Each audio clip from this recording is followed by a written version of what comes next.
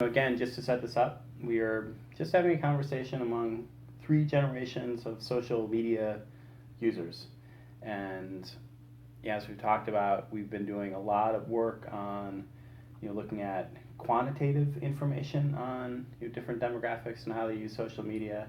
So this conversation is just meant to provide some qualitative conversation around some of those topics. So we're just going to start with our names and correct ages, and then move on to some questions that will hopefully elicit some conversation. So I'll start. I'm Ben Jones. I'm 47. I'm Margaret Jones, and I'm 74. I'm Abby Griffith, and I'm 14. Yeah. So part of the multi-generational aspect of this conversation is just talking about some of the biggest changes you've seen in your lives related to social media. Well, I should begin because I probably have seen the most changes since I am the oldest of everyone. And when I grew up, we had a telephone, and that was our means of communicating with other people. And we were on a party line.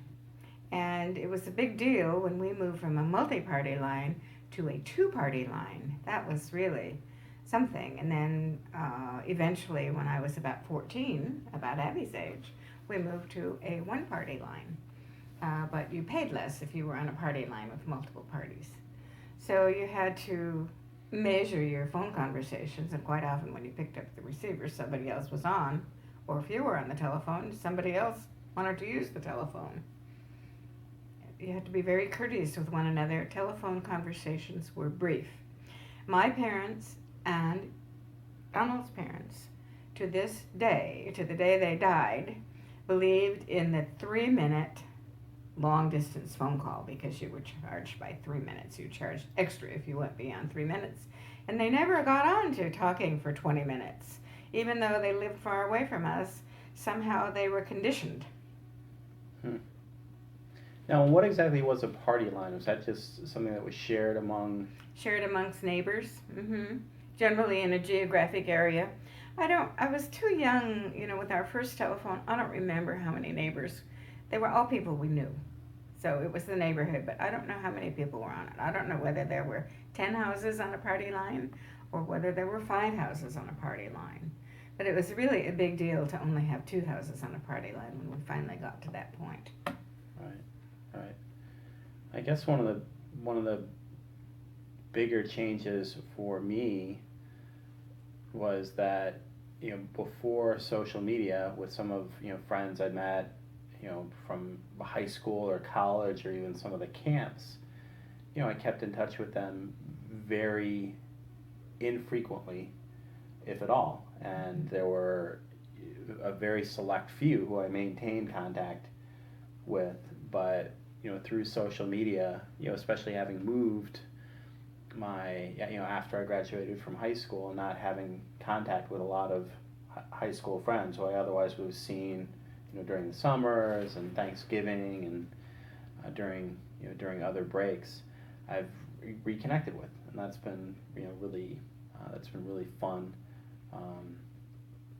enjoyable, and it's also been something that Facebook in particular has been a true social utility for me in expanding the breadth of a lot of relationships. Again, not depth, but there are a lot of people I keep in touch with who are involved in different causes that I'm plugged into, who I otherwise wouldn't be in contact with other than maybe once a year meeting that we have. I think that for me, the biggest change in social media that I've seen, I've grown up with the internet and I've always had that. So I think that when I was younger, all my friends, none of us had cell phones, and all of our communication was through our parents. All right. And then when we got older, by like 5th, 6th grade, a lot of us all had cell phones, and the communication was no longer through our parents, and we could communicate directly to each other. And often like make plans or talk about things without our parents ever even knowing. So your parents don't know about plans that you're making? No, they do. So, My family is different, but right. What was, in general, before the world of, computers and internet, what was, information gathering and socializing like? How was that different? Well, when I was growing up, I'd see my friends at school, and we'd make plans, and we'd have to use a telephone to verify the plans. But that's how we would make plans. See one another at school and talk about what we wanted to do, and everything was kind of planned ahead of time. So there was not much spontaneity in the sense that parents had to know where you were going, you had to know who was invited, etc. I think that probably Abby's generation has a lot more spontaneity because you can make a decision on the spot. Mm-hmm. mm-hmm. Yeah, even texting. Mm-hmm. Even texting just, Mm-hmm. moves quickly. And a lot of times, Johnny will make plans on FaceTime with his friend Tyler, and then Tyler will talk to his mom, who will text, typically Kimberly, and it's Well, when I became, when I went away to college and I was independent, when I was in college, we didn't have phones in our rooms, in our dormitories, or in the sorority houses. They were down the hall. So you had to, there was a switchboard at my dormitory, an old-fashioned switchboard where you plugged in the plugs and the phone rang in the hallway, somebody in the hallway answered the phone, and then they hollered down the hall as to who the phone was for. So that, again, you were sharing a communication device that limited one as to how you made arrangements to talk to a boyfriend or a girlfriend and make plans to do something. So again, you had to kind of plan ahead of time in a way that with the cell phones now or with email, it's so much easier to do that kind of thing. Any differences well, you've talked about that a little bit. Yeah. I mean, I have not lived through time without internet. I've always used internet. When I was younger, me and my friends, everyone in my class used to play Club Penguin. That was the biggest thing ever. Everyone played Club Penguin. Everyone had a Club Penguin account, and most of our communication was through that.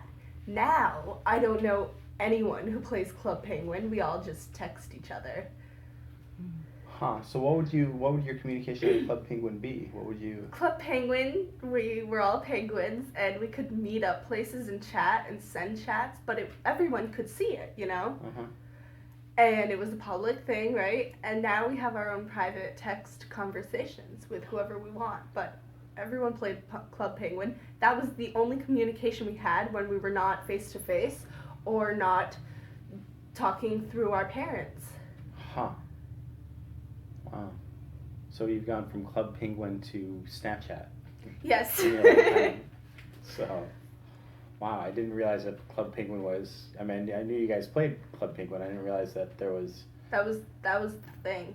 Was it you'd go and chat and your little penguins would have little voice bubbles over them and stuff? Yeah. We'd compare levels, we'd compare houses.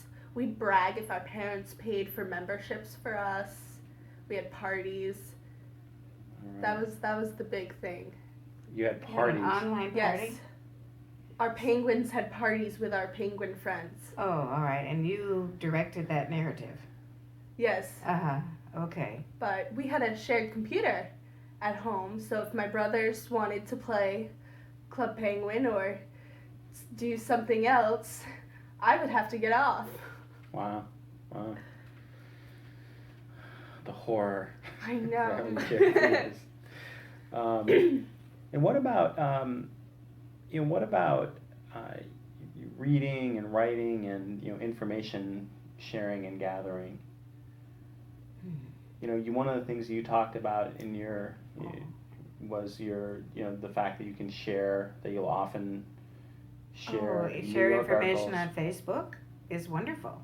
and I can do research on Google. I can order up a book if I want to. When I was in college, there were books that were required reading that were put on hold in the library. There might be 10 books, and you were supposed to read a certain portion of that book, and you had to go into the library. I went to the University of California in Berkeley. To go into the library, you had to order your book. You had to wait for it to come out the conveyor belt. You had to sit in a certain room and do your reading, and I think you were allowed to have it for 2 hours, and then you had to turn it back in whether your reading was finished or not. It was very difficult to do your reading assignments because you had to share with so many people, and you couldn't take the book home and read it at your own convenience. And now you don't have to do that anymore. And I'm thinking also that when I went back and finished up my degree as an adult in my 50s, we had reading assignments with only one text in the library, and we had to go to the library and copy a chapter or copy a portion of a journal. We cooperated doing that. So if I got hold of the journal, I could make 20 copies for my classmates, but it took an enormous amount of time. We're all standing there with our quarters feeding the machine. Someone would have to go get change. We were cooperative in that way, and so that was kind of good to have that cooperation, but it took time. Mm-hmm. Mm-hmm. Right. Yeah, I remember when I studied in London, the books were at the library on reserve, and you had to make, photocopies. So that wasn't true when you were at WashU, but it was true when you spent that semester in London. Yeah. Huh. Yeah. Interesting. So they hadn't become as technologically advanced as. Well, it wasn't the technology so much as just the books were way more expensive in England than they were Well, in the United States. I mean, books that would cost $16 for a trade paperback might only be available in hardcover for £30 in London. So it was very, very expensive. Our economy was much stronger than their economy was. And some of the texts that we were studying were more obscure, mm-hmm. To begin with. But yeah, I mean, there was no way you were gonna have time to read the text, mm-hmm. On reserve. So you'd mm-hmm. make photocopies. But now, Abby, is all of your source of information? Can you do almost all of it on the internet? I could actually. For school, I do have textbooks, but I could get them all as PDFs online. I do not have to have books. I do not turn in any handwritten assignments at all. All of my work is typed and printed or typed and emailed. For me, everything is electronically communicated. There's no writing down. Mm-hmm. I think that must be a blessing for faculty members to get everything typed. Yeah. And electronically. They don't have to carry papers around. They don't have to try to read somebody's handwriting. When I was in college, we could still handwrite our papers. They preferred to have them typed, but it wasn't required. My professors, my teachers now, do not accept handwritten work. Wow. They will not accept it. How about you? What happened in that in-between generation? No, when I started college, you could still do handwritten, but there was starting to be greater availability of computer labs, and most students, including myself, had at least a word processor, so we were doing typewritten. I didn't know anyone who did handwritten. You'd either borrow a roommate's computer or go to computer lab to do it, just because it was easier, to word process rather than writing or there was still a fair number of people who just had electronic basically electronic typewriter with some correction abilities, and that was a big correction tape or the little bottle of whiteout. Well, or even you could see a sentence before you committed it to the page. We had the whiteout and the correction tape. Now your father, who was in seminary when I was in college, had his little portable typewriter. It was not an electric typewriter. He typed all of his seminary papers on an old-fashioned typewriter by hand and had to use whiteout.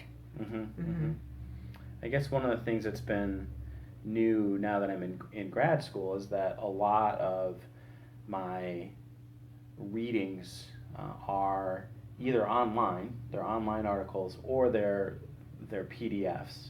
Mm-hmm. And I still, I guess I'm old-fashioned enough that, I've enjoyed the times when I'm actually reading, a physical book. But one of the advantages of reading PDFs is that I can annotate them Mm-hmm. online, so I can actually, highlight segments and, write notes. And I'm hesitant to do that with printed books, not because I'm intending to sell them necessarily, but just because something that I might be looking at a certain point in time may not be of interest to me 10 years from now. 10 years from now. So I do sometimes use little post-it Mm-hmm. notes that I'll put in the on pages, but I try not to write in books. And online, I feel much freer to just take the highlighter, and mark up a bunch of stuff. So that's been an interesting transition. And we've used, of course, we actually had a class that was canceled because of snow, and we ended up using we had class on Twitter. We just live tweeted the class. And one of the things that was fascinating about that as well is that some of the people who don't really speak up in class are much some of the more introverted people are less so on Mm-hmm. social media. So there was much more participation, Mm-hmm. and I actually do some live tweeting in class now, just because there are conversations that people who might not speak up in class are more apt to do in Twitter world. So that's been a definite enhancement in the way I've learned. So I guess one of the broader questions, and it's related to digital media as well as social media, but what do you think our world would be like with less digital connectivity? What would be better? What would be worse?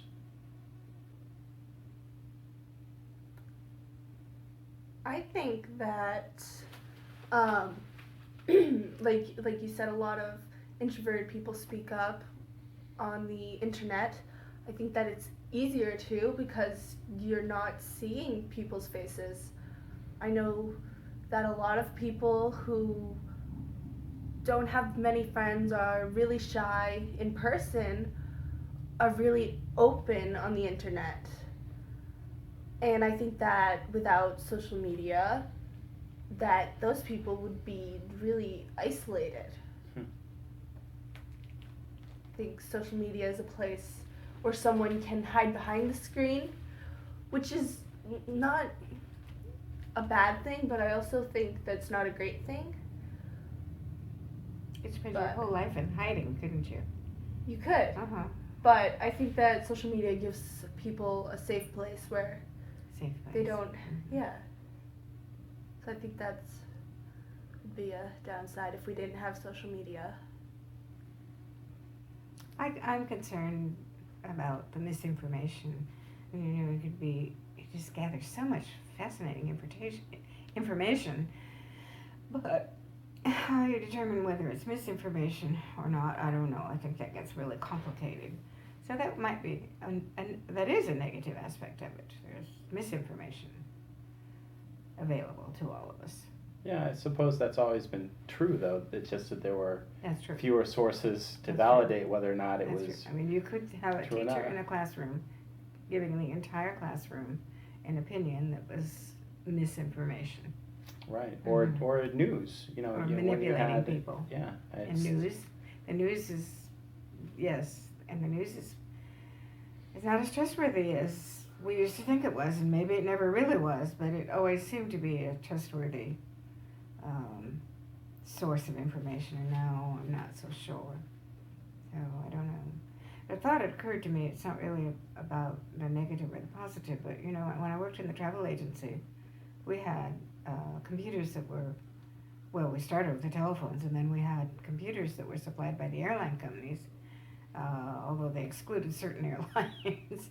um, so you had vast amounts of information about traveling available only to the travel industry, and now it's available to the entire world. You can make your own reservations and have no problems doing that.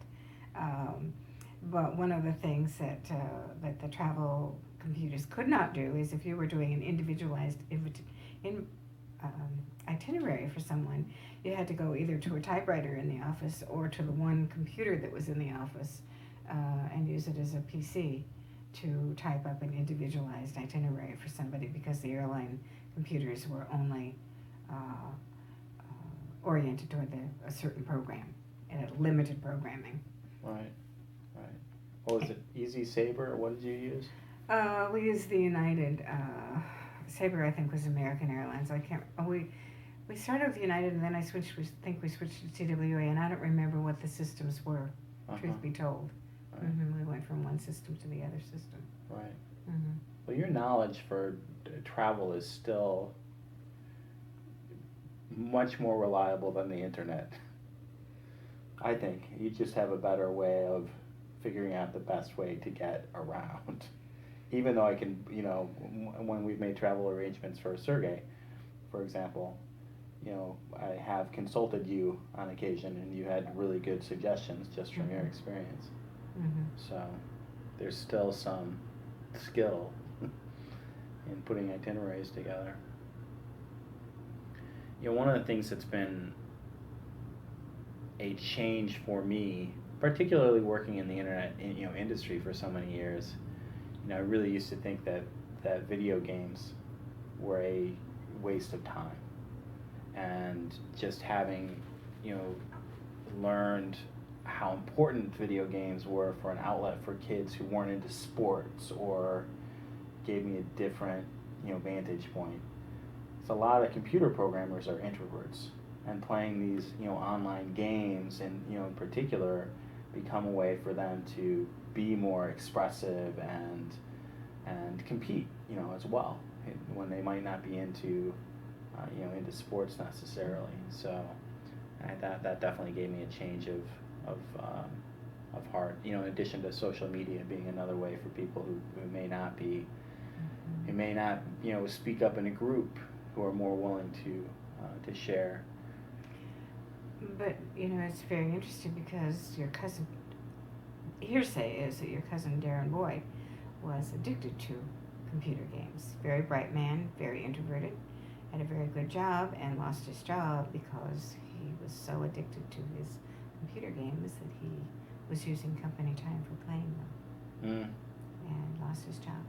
Yeah. So that's a possibility too. That's a negative aspect of it.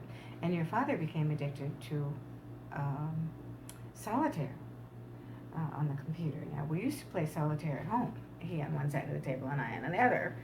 We go through periods of time when solitaire was, you know, face to face, but we had the cards on the table. And then suddenly he began disappearing back to the office at night. I thought he was working and he was playing solitaire. Yeah. So there are addictive aspects of the computer that are not so good. Yeah, I can't have video games on my computer, just because I completely lose track of time. I have been playing a video game with Johnny, but I can only play it with him, really. Do you play video games in your computer? I do. Okay. I do play online games. I'm not addicted to online games, but I do play them occasionally. Yeah. I'm not the least bit interested in them. I would rather sit down and read a book than engage in a game, so there you go. Yeah.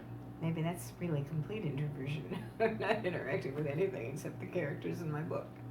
Well, I think there is something very immersive about sitting down with a book, and specifically a printed book that is, and I'm sure some of it is subjective, because when you're reading text on a Kindle or, on a tablet, it's still text, but there is something for me that is more immersive about having a paper. It requires book. some physical engagement in a way that a tablet doesn't. But I have to say that I love the tablet when we travel. I don't have to carry a pile of books that are heavy. Mm-hmm. And I can read at night without having to turn a light on and bother somebody that I'm sharing a room with. So I like the Kindle a lot. Do you ever, when you're reading something on your Kindle, I don't know if you have, Facebook installed on your Kindle, but do you ever share something that you're reading on Kindle? You know what? I don't friends? know. When I got my Kindle, I said I don't want internet service with this Kindle. Mm-hmm. I have to get on the internet to buy a book, but I don't want to be able to do anything with the internet. So I've never used the internet with it. Now that I have my week and a half old iPhone, I might have second thoughts on that. But no, I've not done any sharing. I've done only reading on the Kindle. Now, have you ever used Goodreads by any chance? On the computer, I've used Goodreads. Okay. I look it up on the computer but I've not used it on the Kindle. Gotcha. Mm-hmm. And do you actually record what you're reading or rate what you're reading on Goodreads? Do you have a profile? Mm-hmm. So. I haven't. Can I do that? Yeah. Oh, all right. Yeah. You can teach me how. Yeah, sure. Well, and yeah, we can do it via FaceTime now. So,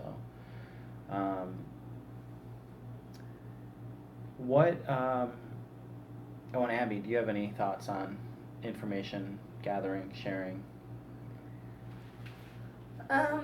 reading, writing, literacy? I don't know. I mean, I go to school right near a library, so I often get library books, and I'll walk up to the library. But I read a lot online because it's easier. It's faster, it's there. I can download it and delete it. Mm-hmm. I don't have a deadline. Right. It's just there, So I think that is really easy for me too. Yeah. And we can get ebooks through the library too. Yeah. Which Mm-hmm. is, We can do that also. I haven't done it, but. We have that capacity for doing ebooks at the library, but I don't want to sit in my study in front of my computer and read on the screen. It just has no appeal to me whatsoever. The Kindle, I can at least move around and sit in an easy chair or lay in my bed and read. Mm-hmm. Whereas with my whole computer setup, I can't do that. I suppose once I get a laptop, I will be more mobile and flexible in terms of reading an ebook. Mm-hmm. Mm-hmm. Mm-hmm. So, in just moving back to the social media conversation, what's been in your experience, what's one of the best things you've experienced in using social media? Well, I am homeschooled, and so I don't go to school with kids my age. And so social media for me has given me a place to interact with people that I know, people that I used to go to school with, people that are my age. I meet a lot of new people and different people through same interests online. So it's given me a place to not be isolated and to have interaction. It gives me an opportunity to keep in touch with friends and also with their families. For instance, I have a number of friends my age on Facebook, but if I go into their Facebook, I can see what their kids are doing. People I knew when they were little children, I can see what they're doing, and I enjoy that. So I enjoy the contact with people that I want to be connected with. I also enjoy the ability of hiding people that I don't want to be in contact with. There's some control over that. Right. Yeah. Right. Yeah. I think probably the coolest thing for me has just been, maintaining contact with high school friends in particular who I otherwise would not have seen. That's been a lot of fun to just have those connections. And it's also, this doesn't happen a lot for me, but I've recently had a series of exchanges with a researcher, a neuropsychology researcher who's been doing some studies on mapping social fusion, and in terms of how people become recruited to terrorist groups, for example. And we just had an exchange about how social media, relates to that. But that's just not a conversation that would have happened, even In somebody's living room. well, in someone's living room, Mhm. or it would have had to have been at an academic conference, Mhm. having lunch with this Mhm. person. But through Twitter, I'm Mhm. engaged in this, in this conversation. And for me, professionally as well, just knowing, I've started to use Twitter more to actually, listen in on what's going out there, and it puts me in a position where I may be able to be helpful with some of the faculty that I work with, to say, oh, hey, you need a team member who does this. Well, there's this guy in London who's Mhm. doing, exactly, Mhm. that. So just Mhm. the ability to, expedite the Mhm. process of, networking information. Mhm. It makes me think. I wonder what, for example, I know Darwin was aware of Wallace's own work on natural selection. I think Wallace was the other Mhm. naturalist name, but had they been aware of one another's work and collaborated, on it, for example, what our world might look like in terms of our knowledge of natural selection and evolution, had they had, if you weren't getting books published, and having to go through that whole process of doing that. So it's, and that remains to be seen. I mean, the whole idea of HTML and the World Wide Web came out of a desire to collaborate and share information, more quickly among the scientific Mhm. community, and it certainly succeeded in that. Except I'm thinking of medical studies, particularly regarding nutrition. No, you're fine. Okay. So and you were just saying, you were talking about the medical studies. Oh, yeah, relating to nutrition, and these, did it not pick up the studies that are done? No, we missed that. Okay, well, if you were to go to a medical library and read the studies, you would find that studies on a certain topic, you might have 10 people in Norway and 20 people in Japan doing the same topic, but they're not using the same controls. And based on the information from each study, generalizations are made about certain topics. And I'm thinking particularly in the field of nutrition, where we are all concerned about our cholesterol for so long, and now they're discovering that some of that information is not actually correct. And also the consumption of fat. People who eliminated fat from their diet now have to incorporate fat in their diet, and you can now eat eggs. Um, but all of that information was based on generalizations, taking pieces of studies, but the studies weren't that controlled. So to some degree, whether you use the word misinformation, it's just not accurate information, not really misinformation, but it's not totally accurate. Right. And some medical decisions are based on that are not so good. And in terms of ethical boards in hospitals, where they're working on a lot of drugs that are not FDA controlled, ethics boards have to make decisions about whether doctors are allowed to use some of these drugs there are small studies that have been done on them, and particularly in the case of cancer studies, there are people who are desperate to live, and they're willing to really be guinea pigs, because that's a sort of a last resort thing for them in order to try to survive. It does ultimately provide information for other patients who are further down the line, but there's some dicey things happening in medicine, and the nice thing is that whether it's good or whether it's bad, people do get the information right away. Right. It's just very, it's so paradoxical. We were using that term yesterday when we were recording and weren't recording. There's the good and there's the bad in every aspect of this. I had an interesting thing that I hadn't thought of until recently. I had a conference call. I had a gentleman call me about an art exhibit.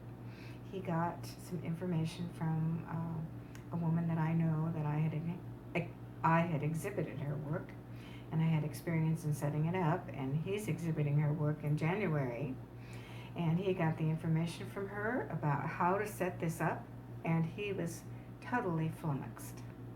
So he called me and asked me to explain to him what needed to be done, and I explained to him what needed to be done, and he said he manages the exhibitions, but he doesn't really, and he sets them up, but he doesn't really understand about them, and he said, I'm not speaking your language. So he tried to set up a conference call with the curator of the exhibition. The curator of the exhibition wasn't available. Somehow the conference call didn't work out. So he called me, we made an appointment, and he called me, and we had a conference call with a curator, and someone else is setting up the exhibition, the man who's managing the exhibition, and they understood the language that I was using in terms of how this has to be unwrapped and rewrapped and sent on, and I was able to say to them, the ideal situation would be if we were sitting with a photo of this on a screen, so that we could all look at the artwork, and it's woven fabric that needs special treatment.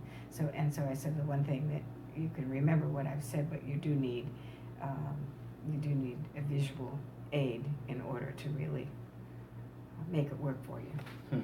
So something would have been better as a web conference where you could have shared screens. It would have been much better as a web conference. Absolutely. So. Although amongst the four of us, we didn't actually have the work. So it would have had to be a larger web conference because the artist would have had to be there right. too. And that would have been ideal to have right. the artist there, putting your hands on the work and showing them what needs to be done.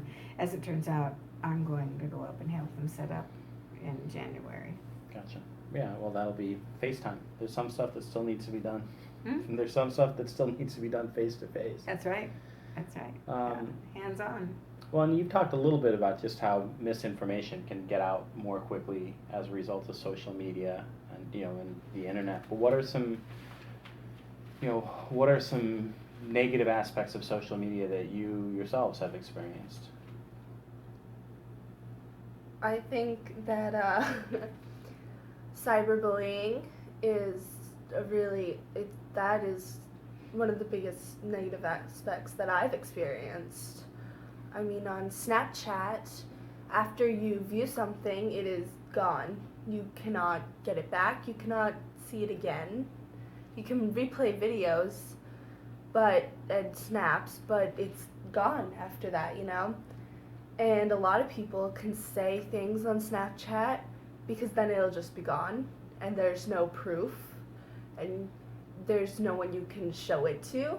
You can take a screenshot, but then the person gets a notification that you took a screenshot of the chat or of their snap that they sent to you, and they know, if they are told on, they know who told on them. Could you take a photograph of it with your iPhone? Yeah, if you take a screenshot. Is that what if you took a screenshot with your iPhone? Yes. It would tell them that you'd taken Yes. one. Right. Oh. Right. Yeah, it's a little bit. Why can they be anonymous and you can't be? Well, it's not anonymous. It's just No. that whatever they're saying disappears. Oh, okay. Yes. So I could say that, Okay. I could say that Abby, Abby is a witch, Mm-hmm. and And if I she took a could- photo of that, they would know that. Right, if I took a screenshot of it, and then the kid was confronted at school of calling so and so a Mhm. name, they would know that they'd been told on. So there's that whole social Yeah. pressure of not being a narc. And, well, the same thing goes the other way, though. If I said something and someone else took a screenshot, I would know they took a screenshot. So I would know they have that picture. Mm-hmm. Right. Mm-hmm. Hmm. But otherwise, if you send a chat and then the person views it and they swipe out, it's gone. So. I remember one time this just came to mind again, in the early days when Facebook started offering the ability to have groups Mm-hmm. and pages, we'd set up a Facebook page for the Rhode Island Sierra Club chapter, and someone had posted, something really stupid about climate change, and I made a sarcastic, comment back to that person, not realizing that I was logged in as Rhode Island Sierra Club. Oh. So, I mean, I would have been fine, saying that, as a Individual. person, but not being aware of the fact that I was Yeah. working with different personas. I did make a comment that was inappropriate, in an official, persona Mhm. capacity, because you do want people to engage, but, and I took responsibility for that as as an individual comment, because it was still it was an idiotic statement that the person, made, but I should not have responded, or would not have responded, in an official capacity had I known. I had a neighbor who moved away who included me in a Facebook group amongst friends of hers that I don't know. And she didn't ask my permission to do that. She just included me in this group. I was not the least bit interested in making friends with any of these people. And I was not the least bit interested in participating in the conversations amongst them. So I fortunately, I guess I did remove myself from the group, but I was kind of shocked that she could put me in that group without my permission. I didn't like that at all. Some of the negative aspects of Facebook, I posted a positive comment from a nice thing that was said about Michelle Obama, and I couldn't get back to my next Facebook posting because the comments kept coming and coming and coming, and I have never read such filthy, negative, horrible things in my entire life. And I would like not to have been exposed to it at all. Right. Well, and there's value in knowing that we're not post-racial. Well, there's So- value in knowing that there are millions of people who have quite different value systems and opinions than the people that I generally know and include in my social group. Right. Mm-hmm. Right. And there is real value in knowing that, because many people think that everyone is like them and shares their opinion. Mm-hmm. Mm-hmm. That's not true. So, it's just a, last sort of, conversation topic. And we've touched on this in ways, but just as last set of comments, what are ways that you think that, social media, enhances or detracts from our socialization and literacy and information gathering and sharing? I once had a class period based on how to write a proper paragraph, because texting these days, we use slang and we abbreviate almost everything because it's easier and faster, and everyone knows, like, it's a universal text talk. It's a universal language, especially in teenagers. And I know that people were writing some of those words into their paragraphs for school, into their essays, you know? And the teachers did not appreciate that. So we spent a class period sitting down writing what was appropriate language and what was not. Because you can't write in text slang, and a lot of people, it doesn't filter out in their minds. And I think that's a interesting thing. It will over time change the language. Oh yeah, Yeah. it already It is. would definitely change the language over Absolutely. time. No doubt about it. Yeah. Well, I think one of the positive aspects of social media is the fact that good information can be exchanged so readily. If there's a worldwide weather crisis, it's easy to get in touch with people who can help. Mm-hmm. It's easy to gather materials and get them out. It's easy to arrange transportation. So many positive things could be done very quickly. If somebody pulls the plug on electricity, we're all in trouble, right? Or all the batteries wear out. Right. Right. But otherwise, in terms of safety measures and being able to help people who need help, it's a really positive thing. It's great to be able to press 911 in the car on your telephone. The negative aspect of that is that everybody assumes that you have a telephone. We had a breakdown when we were had a carload of stuff to take to you in St. Louis once. And we just assumed that we put the hood up and assumed that somebody would stop and help us. And it became apparent after 2 hours that no one was going to stop and help us because they assumed that we had a cell phone. We didn't have a cell phone. So there were some workmen up the road, and Donald walked up there, and they didn't have cell phones either, interestingly enough, but they had some sort of crank radio that put them in touch with. They could get a tow truck for us. They were able to do that. But if we'd waited another half an hour, they would have completed their shift, and who knows how long we would have sat by the side of the road. We were really very isolated. Yeah. Mm-hmm. Huh. So it still pays to offer. I always offer when I'm on the way home. If somebody's pulled off the side of the road, I always stop the car and open the window and say, "Do you need any help?" Just to be certain Right. that they might, I'm available to them if they need help. Right. Mm-hmm. Right. Yeah, if the car's broken down, maybe it's broken down because they didn't have the money to pay for the car, and maybe their cell phone plan is expired too. So, it's and one of the things that's interesting on the flip side of the texting that you were talking about, Abby, is that I have become a much tighter writer as a result of Twitter. Just that discipline of writing 140 characters or less. I have become a tighter writer in my general writing than I was. I can still turn on, my Faulkner, but I'm much more Hemingway as a result of Twitter. Well, a lot of people have complained about the text character limit on Twitter, and it's actually more than it used to be. Yeah.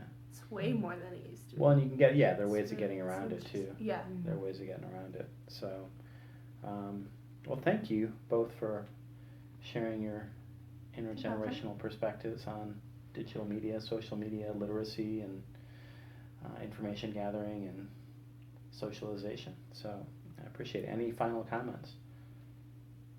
No. All right. Super. Thanks. You're welcome.